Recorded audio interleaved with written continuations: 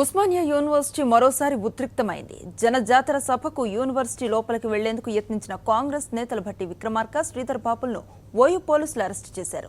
అయితే పోలీసుల కళ్లు గప్పి Telangana TDP working committee president Revanth Reddy ఓయూలో జనజాతర సభకు హాజరయ్యారు. దీంతో ఆయనపై కేసు నమోదు చేశారు. ఉస్మానియా వర్సిటీలోకి రాజకీయ నేతలకు అనుమతి లేదని హైకోర్టు ఓయూ ఉన్నతాధికారులను ఆదేశించింది. ఈ నేపథ్యంలో న్యాయస్థానం తీర్పును ధిక్కరించి జనజాతరకు రాజకీయ నేతలను విద్యార్థులు ఆహ్వానించడం ఉద్రిక్తత పరిస్థితికి దారితీసింది.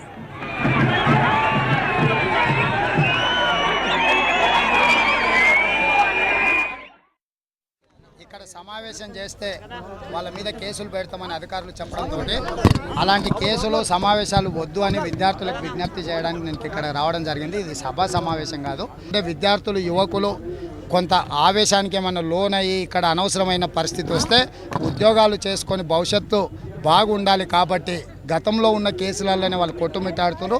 ఆ పరిస్థితి రావద్దని చెప్పి సోదరులకు విజ్ఞప్తి చేయడానికి మా వాళ్ళందరినీ కూడా సమన్వయం చేసుకోవడానికి హైకోర్టు ఆదేశాలు పోలీసులు నాకు తెలియజెప్పినారు. విద్యార్థులకు తెలుసో లేదో కాబట్టి వాళ్ళందరితో పంచుకుందామని చెప్పి నేను ఇక్కడికి రావడం జరిగింది.